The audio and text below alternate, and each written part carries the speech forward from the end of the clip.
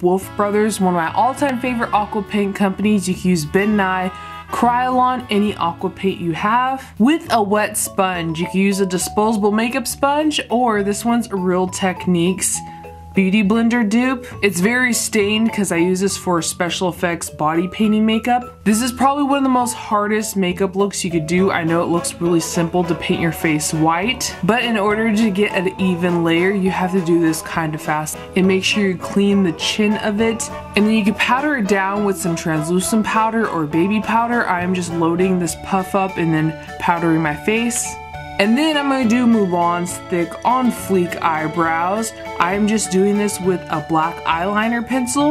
You get any black eyeliner pencil. This one's just like a 99-cent Wet n Wild one from the drugstore. Then I'm getting an apricot toned blush and doing that on the top apples of our cheeks, more towards our eye than the actual contour of our cheek. Filling in my eyebrows just a little bit more. You want them to look semi like slugs. I know that sounds weird, but they're a very interesting shape. Then I'm getting this beautiful lavender with a hint of blue in it, shimmery eyeshadow. I wish I had one that didn't have shimmer in it, but this was the closest color I had to her lavender eyeshadow, like from the movie. Putting that all over the lid and just blending it into the brow bone. You could also tap it on with your fingertips to have a more pigmented, saturated tone to it. Then I'm just getting a white eyeliner pencil and putting it on my waterline. That gross skin that's really close to your eyeball that looks and feels like you should not put anything there. Yeah, we're gonna whiten that. Then getting a black eyeliner. This is one of my favorites, the Tarteist Clay waterproof one, with a very thin brush and doing a semi-extreme, very long cat eye. This is gonna draw out the eye, make it more elongated and slim. Then I'm just gonna curl my eyelashes and put some mascara. No false eyelashes here because Mulan is all about that eyeliner look though. She doesn't have very prominent eyelashes. Now just getting any old red lip liner and drawing in our lips. Mulan has very thick lips. They're very voluptuous, and she has a major cupid's bow. Her lips are a little bit longer than mine, but I'm just gonna do it kind of to my natural lip shape. And then getting a matte red lipstick on top of that. Doing the lip liner first, and then the lipstick is gonna make it wear longer. And then I got a NYX Jumbo Pencil in Milk and using that cream of it to do a more ombre effect. Now it is time to get the wig. This wig was so hard to put together. If you guys remember my Jasmine makeup transformation, you should check that out. This is the same wig from that, and I just put it in a top bun. I got a red ribbon, and then this beret is just a paper cutout that I found on the internet because I couldn't find the exact, you know, little hair fixture that Mulan has. And I couldn't find the exact earrings that she had either, so I got these ones from Amazon, and they're actually pirate earrings, and they're more hooped than Mulan's earrings are, but I had to get clip-on ones because my ears aren't pierced. And then I get the little sash that Mulan adds to her whole outfit. We've got to remember that little bang that Mulan has hanging from her face and her hair. And that is our finished beauty look of Mulan. She's just so pretty. I hope I did her justice. This whole outfit is on point and was custom made by a woman from China that I got on eBay. I'll put the links to it down below. But we're gonna move on now to the second makeup look of what would happen to Mulan if she was attacked by Mushu and got her face partially burnt. Warning, this is gonna be super graphic and very scary, but we're gonna start by taking away half that face of the makeup. We're gonna take the wig off and start applying some crazy things to our face to make it look like a burnt effect. Starting off with this piece of liquid latex that I layered on to make this little strip, and I'm gonna make a droopy eye effect with some Telesis as my adhesive. If you don't have Telesis because it's super expensive, you could always use Prozaid or Spirit Gum. Prozaid will work better. Just don't get Prozaid in your hair, please, or in your eye, or Telesis in your eye, please. Like I said, these next steps are for more advanced makeup artists because all the products that we use, you have to know how to apply them correctly or you could harm yourself. We're putting that on the top eyelid and drooping it down so that it looks like our eyelid is almost shutting and melting on that side of our face. And then on the lip as well. We're doing the same thing as we did on the eye, taking that little latex piece that I made. If you do not have this, you could also use muslin cloth or a piece of a bald cap or even some saran wrap. We just want that lip to droop and almost show some of our teeth like it's melting. Kind of like the original Two-Face from Batman. Now for some very dangerous steps. I'm getting some gelatin.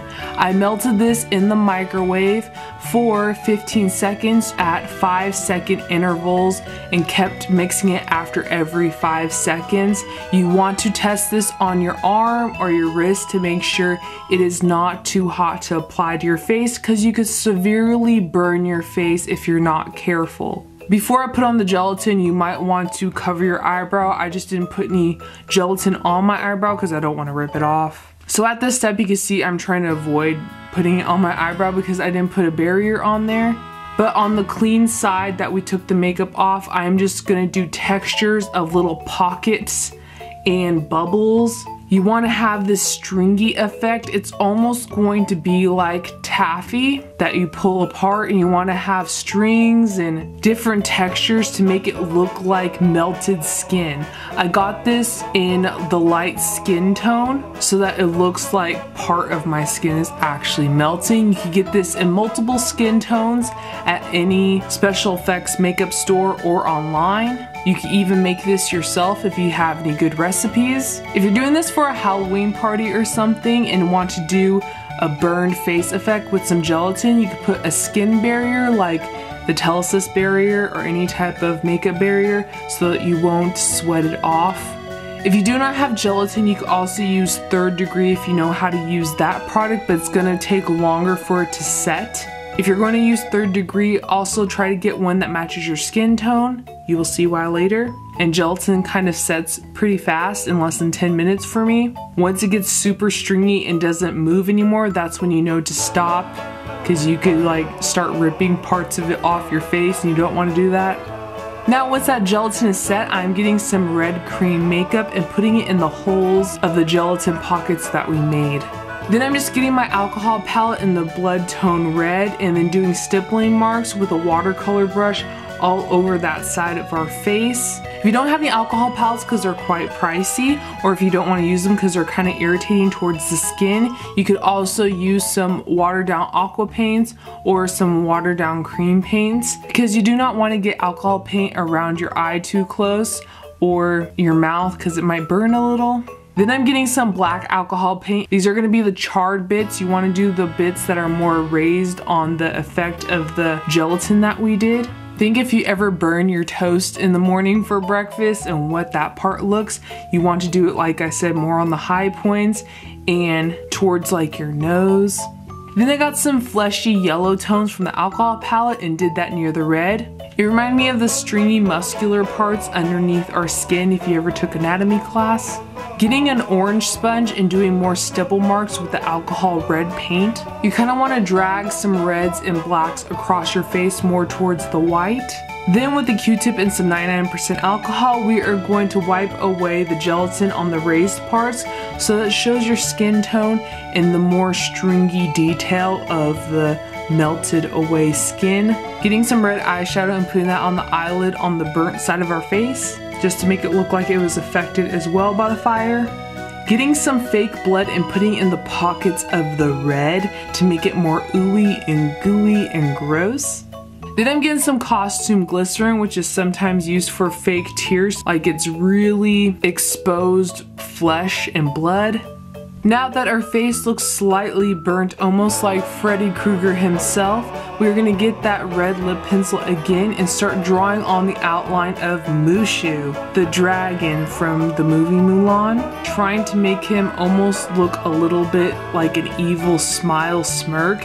And I'm doing claw marks down the center of her chest with some flame marks as well. This is probably going to be one of the most hardest parts for me, because although I did that extreme burn, it was easier on that side of my drawing hand, but to do body painting on your prominent drawing hand side is super hard. Once I think I have the outline of Mushu, I'm getting white body paint and coloring in his eyeballs. Then some brown paint to color in his nose, and more white paint to cover in his grin smirk with the teeth.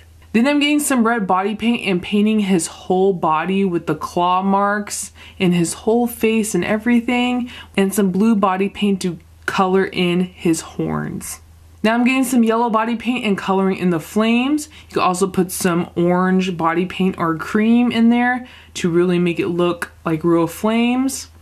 And once you have the outline of Mushu in, you can get a black liquid eyeliner or whatever black eyeliner you have on hand and start outlining the characteristics of Mushu. Now this is the hard part because since he's a cartoon, any outline you make has to be precise because it really affects what he really looks like. It's really hard to make him look a little bit mischievous and evil. He always looks so cute. But hopefully with the claw marks and his claws scratching at her chest, he will look kind of mischievous and like he's up to something. I got some black matte eyeshadow and did some smoking effect from his nose. I whited out his eyes and wanted them to look even more creepy.